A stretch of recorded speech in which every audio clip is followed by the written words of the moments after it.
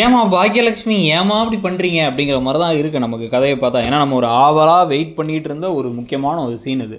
So இந்த சீனையும் எந்த அளவுக்கு வந்து நம்மளை கெடுக்க முடியுங்கிற மாதிரி தான் விஷயங்கள்லாம் பண்ணிகிட்டு இருக்காங்க. அதுக்கு முன்னாடி வந்து பார்த்தீங்கன்னா இப்போ எழில் வீட்டுக்கு வராரு, செழியனு இனியா ஓவர் பேச்சு பேசுகிறாங்க. எழில் மனசில் கொஞ்சமாச்சும் மனசாட்சி இருந்தால் டக்குன்னு வாயை திறந்து அப்பா தான் வந்து இப்படி பண்ணார், அப்பா தான் சொன்னார் அப்படிங்கிறத சொல்லணும். அப்பா வர வேணான்னு சொன்னதுனால தான் அம்மா வந்த அம்மாவை நான் திருப்பி அனுப்பிட்டேன்னு சொல்லணும். ஆனால் தன்னை காப்பாற்றிக்கிற மாதிரி ஒரு கதாபாத்திரமாக மாற்றிட்டாங்க.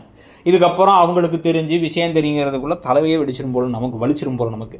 இதுக்கு நடுவில் வந்து பார்த்தீங்க அப்படின்னா வந்து கோபிநாத் நியூஸை பார்த்துக்கிட்டு இருக்காரு. என்னடா ஆச்சுன்னு செந்தில வேற கூப்பிட்டு பெருசாக ஏதோ பண்ண போகிறாங்க, நியூஸில் வந்துருவா, அரெஸ்ட் பண்ணிட்டு போக போகிறாங்கன்னு ஓவர் பேச்சு பேசிக்கிட்டு இருக்காரு. அந்த செந்திலுக்கும் கொஞ்சம் கூட வந்து ஒரு வெக்கமே இல்லை. இவ்வளோ பெரிய கேவலமான விஷயத்தை செய்கிறவர் ஃப்ரெண்டுன்னு கூடவே வச்சுட்டு எல்லாத்தையும் கேட்டுக்கிட்டு வேற உட்காந்துருக்காரு. இதுக்கு நடுவில் வீட்டுக்கு போயிடுறாரு. உடனே கோபி வீட்டுக்கு போனதுக்கப்புறமா அங்கே வந்து பார்த்தீங்கன்னா பெருசாக ஏதாவது சமைங்க அத்தை அப்படின்னு அவங்க அத்தைக்கிட்ட சொல்லிக்கிட்டு இருக்காரு.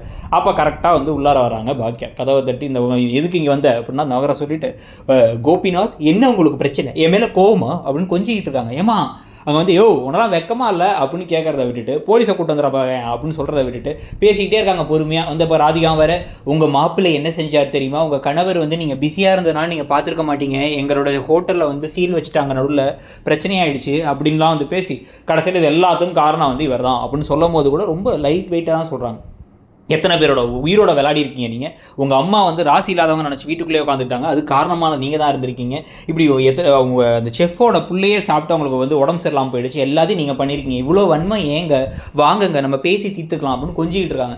அப்புறம் திடீர்னு ஏய் அப்படின்னாங்க. அது பார்த்தா சிரிப்பு தான் வருது. நமக்கு வந்து ஒரு பயப்படுற மாதிரியோ ஒரு பயங்கரமாகவோ மாசாவோ இல்லவே இல்லை. இதுக்கு ஒருவன் முதலாளி படத்து பாட்டுலேருந்து வந்து மியூசிக்கெலாம் வேறு வச்சுருக்காங்க.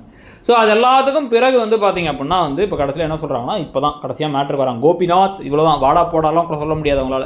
கோபிநாத் உங்களை நான் பழி வாங்க போகிறேன், உங்களை நான் சும்மா விட மாட்டேன், நான் முன்னாடி வாழ்ந்து காட்டுவேன், மேலே போயிட்டே இருப்பேன், நீங்கள் கீழே வருவீங்க, நீங்கள் செஞ்ச தப்புக்கு தண்டனை அனுப்பி வைப்பீங்கிறாங்க. போலீஸை கூப்பிடுமா தயவு செஞ்சுக்கிட்டு இருக்கு நமக்கு. உங்களுக்கு என்ன தோணுதுங்கிறத சொல்லுங்கள். தேங்க்யூ.